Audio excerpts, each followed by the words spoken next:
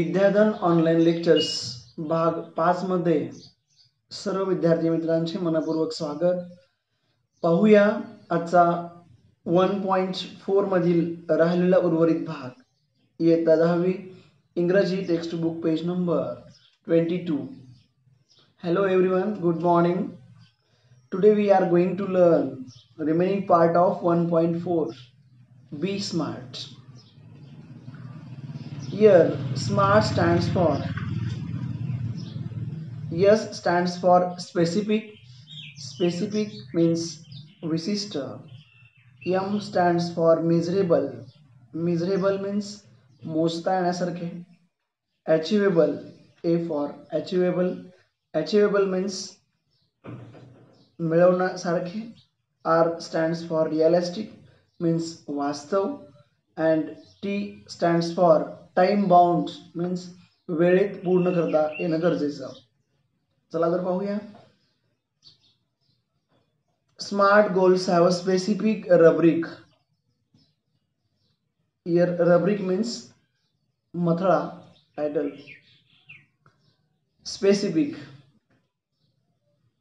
involves identifying a specific area for improvement.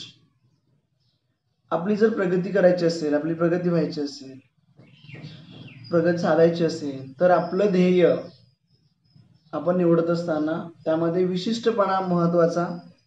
The more specific the area the more refined the achievement of one's goal can be. आपलं ध्येय जेवढं निश्चित विशिष्ट ध्येय आपण निवडू तसं आपलं यश सुद्धा विशिष्ट ध्येयापर्यंत आपण पोहोचू आणि आपल्याला यश सुद्धा मिळणार. आणि ज्या गोष्टी आपण ध्येयाप्रती पाहिल्या असतील त्या आपल्याला प्राप्त होणार, मिळणार. It makes it easier to set parameters. Parameter means इयर घटक. And work towards the goal. For example if it is building a house. समजा आपल्याला जर घर बांधायचं असेल तर what exactly is the capacity required and how long can it stretch.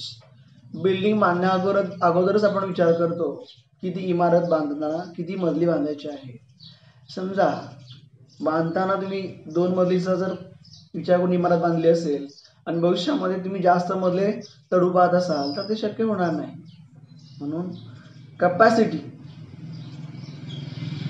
It is important. आपली क्षमता ध्येय निश्चित करत असताना असंच ध्येय निश्चित केलं पाहिजे की जे आपल्याला साध्य होता येईल.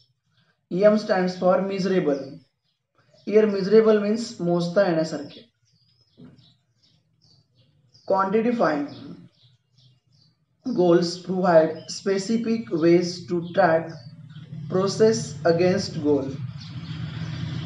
मोजमाप असणं गरजेचं आहे, मापन करणं गरजेचं आहे.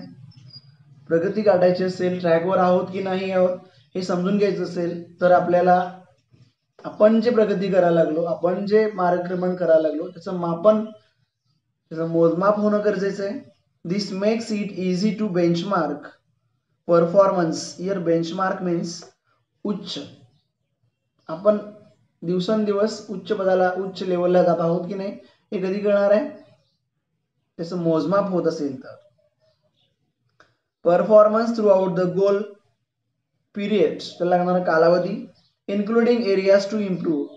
आपण त्या गोष्टीमध्ये पारंगत होण्यासाठी, विकास करण्यासाठी आपल्याला लागलेला वेळ, कालावधी या सर्व गोष्टीचं मापन होणं गरजेचं आहे. While playing football. उदाहरण घ्यायचं म्हटलं, समजा तुम्ही फुटबॉल खेळत असाल. One's exact role and position has to be clearly defined. Football खेळ तुम्ही स्टार्ट करण्या अगोदर तुम्ही पहिल्यांदा पाहणार की प्रत्येक प्लेयर कुठल्या ठिकाणी आहे, स्थित आहे. मग आपण त्यानुसार आपण खेळ खेळणार. Third one is smart. A for achievable. Achievable means here मिळवण्यासारखे, मिळवता येण्यासारखे. Setting goals that can be completed in the designated period of time.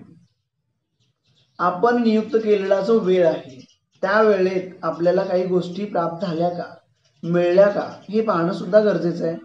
Often बऱ्याचदा काय होतं, these goals may act like stepping stones. कधी कधी ह्या गोष्टी आपल्या मैलाचे दगड ठरतात. To help meet border goals आणि आपले ध्येय अधिकाधिक मोठं होण्यासाठी सुद्धा यांचा फायदा होतो. As students goals that further define a career. As students, we can't become a president. आपण विद्यार्थी आहोत. आपण डायरेक्टली स्वप्न पाहिलं की आपल्याला राष्ट्रपती व्हायचंय, अ प्राईम मिनिस्टर, प्रधानमंत्री व्हायचंय, but can hope to reach those heights in future. भविष्यामध्ये होऊ शकाल, पण सध्या आपण फक्त त्याचा प्राप्त करण्या येण्याजोगे आपण स्वप्न पाहिली, ध्येय पाहिली, तर त्या ध्येय पाहण्यास सुद्धा आपल्याला फायदा होऊ शकतो. स्वप्न पहा, पण ती पूर्णही व्हायला हवी. Fourth one is R for realistic. Realistic means वास्तववादी, व्यवहारिक.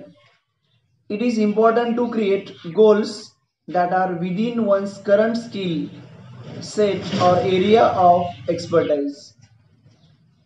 बी smart.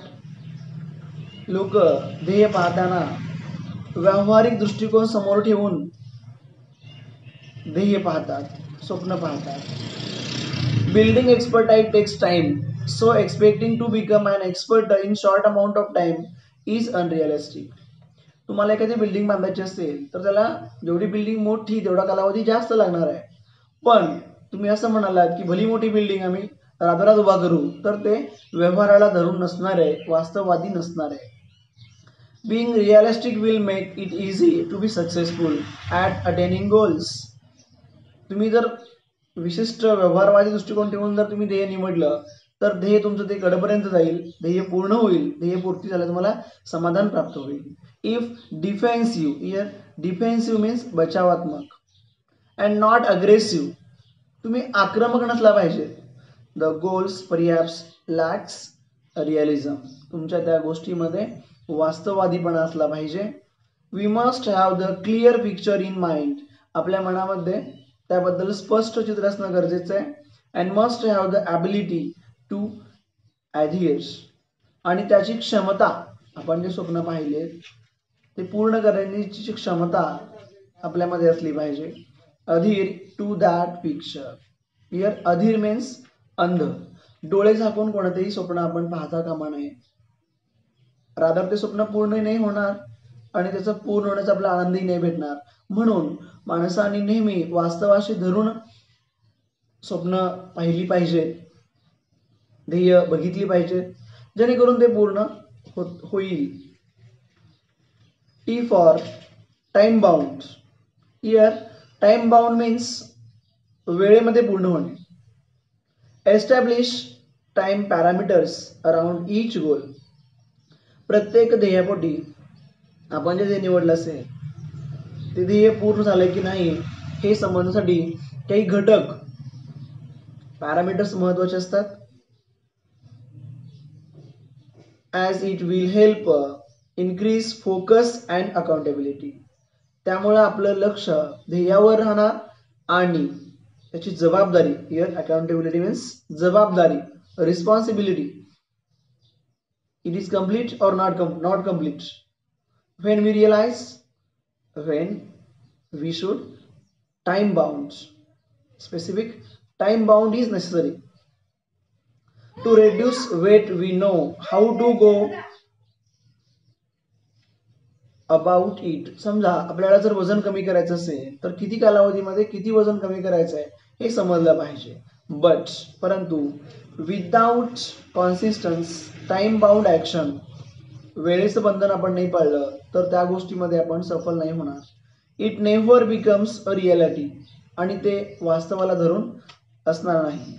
It may be exercise. मग तो कुठल्याही प्रकारचा व्यायाम असेल, डाएट आहार असेल, अँड स्ट्रेस फ्री थॉट्स किंवा आपल्या गोष्टीवर आलेले ताणतणाव असतील.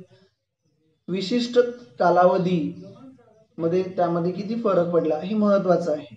All these have to be practised and implemented.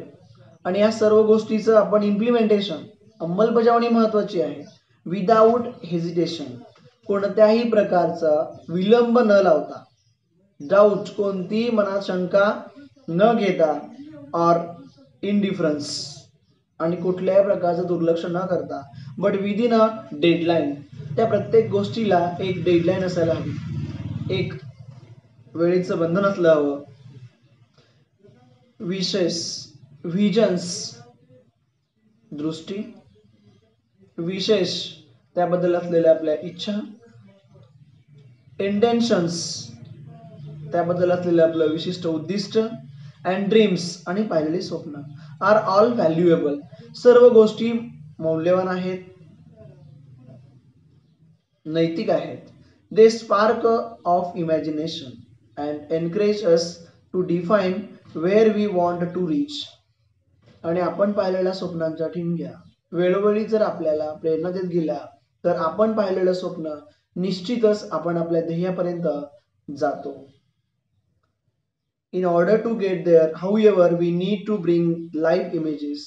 आणि त्यामधूनच आपल्या जीवनासाठी असलेल्या इमेजेस, प्रतिमा आपल्या मनावरती उमटणार आणि आपण जे ध्येय पाहिले त्या ध्येयाप्रती पछाडणार आणि आपण आपले ध्येय पूर्ण करणार. डाऊन टू अर्थ हे सगळं करत असताना आपला दृष्टिकोन हा व्यवहारवादी, आपले पाय जमिनीवरच असले पाहिजेत. यश आलं तर यशानं गुरफटून जाता कामा नये. अँड प्लॅन टू एक्झिक्यूट, आपण केलेल्या सगळ्या गोष्टी जर आपल्या एक्झिक्यूट मीन्स हिअर अंमलात आणणे, त्या सर्व गोष्टी आपण अंमलात आणल्या, अवर स्ट्रॅटर्जीज त्या बाजूनं त्या दृष्टिकोनातून आपली धोरण ठरवली. धोरणं, स्ट्रॅटर्जीज मीन्स धोरण. द क्वालिटी अँड क्वांटिटी, गुणवत्ता आणि प्रमाण of energy we put forth directly impact the result. या सर्व गोष्टीचा परिणाम आपण जे ध्येय पाहिलंय त्या ध्येयावरती होणार. Life is something like a trumpet, जीवन हे असं आहे मोठमोठ्यानं विजयोत्सव साजरा करण्याचं एक अप्रतिम अनुभव म्हणजे जीवन. If we don't put anything in, जर आपणच काही प्रयत्न केले नाहीत, we can't get anything out, तर आपल्यामधून कोणत्याही प्रकारचे प्रयत्न आपण काहीच केलं नाही तर ॲज अ रिझल्ट आपण काय होणार, त्याचा परिणाम ही शून्य राहणार. आपण काहीतरी दिलं तर आपल्याला काहीतरी मिळेल. Success is a walk in the dark, यश म्हणजे अंधाऱ्या रस्त्यावरून चालणं. फाइंडिंग द राईट फुटिंग, आणि आपण त्या अंधाऱ्या रस्त्यावरून योग्य मार्ग निवडणं म्हणजे यश. प्रिसियसली, खरं सांगायचं म्हटलं, mastering the skills and getting to the next place. यश हा ठराविक टप्पा, यश हे प्रवास आहे, मुक्कामाचे ठिकाण नाही. तुम्ही 10वी चांगलं यश मिळवलं, पुढे 12वी आहे. All depend on how we approach and tackle the problem. आपल्या मार्गामध्ये येणारे सर्व प्रश्न आपण सोडवत पुढे गेले पाहिजे. The best way to get from where we are, ज्या ठिकाणी आपण आहोत